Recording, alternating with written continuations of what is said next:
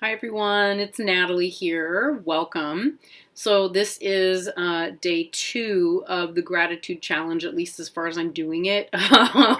It seems like I thought I was like 1 day behind, and then I looked and the next time I saw it, I was like, oh no, I'm 2 days behind somehow. Um, I think I'll just keep going at my pace and it'll all work out. So I'm going to keep this fairly short. I just came back from getting a PCR test. And somehow when I'm in those situations, people seem to think that I'm in charge. I don't know why in this case, but the most of the people that kept coming up to ask me what was going on or where they needed to go, so sorry,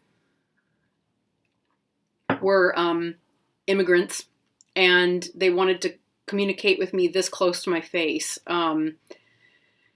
So I had to keep saying, like, I'm so sorry. Could you just take a couple of steps back? Because, obviously I don't want to make them sick. I don't want them to make me sick, etc. It was exciting. But I'm back. um, Ultimately, I'm grateful that I could get it. Once I got through the line, it wasn't so bad. Anyway, so the card I pulled yesterday was the Empress. Again, from the Ravenous Tarot.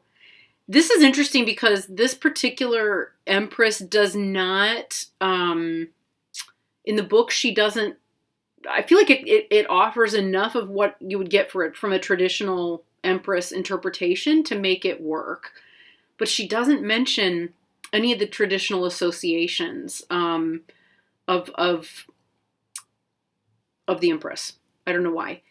But what she does mention is the fact that, the dragon has their wings around these little babies, and it's their baby and then two other babies, and then their tail is wrapped all the way around.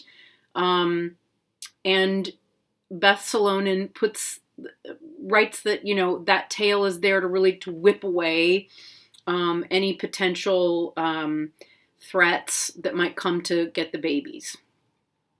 And when I thought of that, it put me in mind of learning to be compassionate, but in a way that is not soft, right?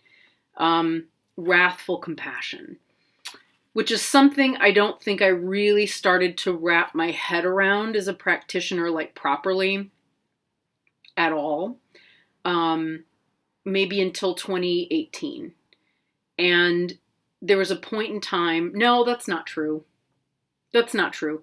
I think I didn't start to embrace it. I don't think I started to really actively embrace it until 2018. That's fair. And I felt it. I think I also was able to embrace it because shifting to a Tibetan practice made it clear that it's a real thing. Wasn't just my sort of interpretation, because I realized as a teacher, sometimes being sort of wrathful with students or as a director, was the only way to get the attention necessary from the actors or from the students. And once I could, get their attention that way, I could immediately back it down and take a much gentler approach. But I had to have the tail whipping at times. So I feel, I guess, that this makes me very grateful for having cultivated the ability to do things that are compassionate, but which may not be received that way. And to choose to do the most compassionate thing anyway. So that's my big lesson from this one. Now, I also drew a card from the Tulku Oracle, and I got something that I generally associate a little bit more with the Empress, which is abundance. And I thought that was so beautiful. I tend to associate abundance with the Empress a lot, and fertility and creativity and the capacity to grow more and so forth. I.e. abundance. But what I loved about this one is that she writes, the owl feathers are the carriers of prayers to the ears of the gods. Owl is often portrayed as the vehicle for Lakshmi.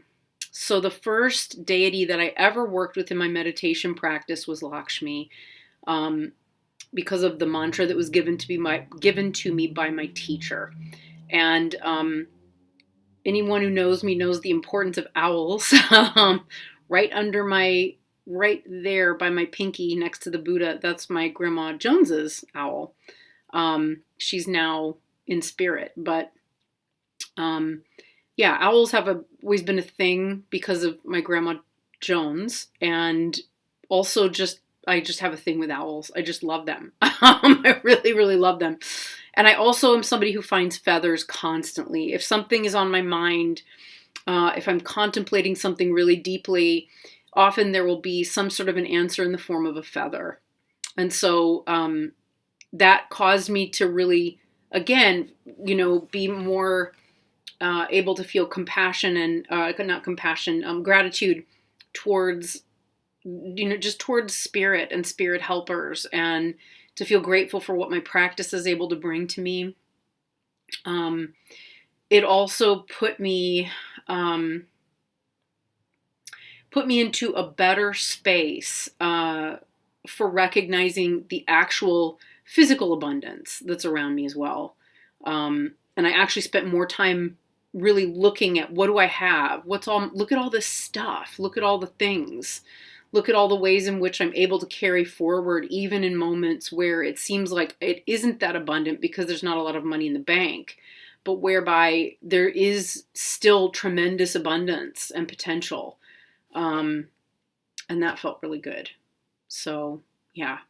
It also made me say thank you to the lady at the that was doing the PCR testing. Because I'm practicing gratitude. I tend to practice gratitude anyway. I just think it's better to formalize it and be accountable where you can.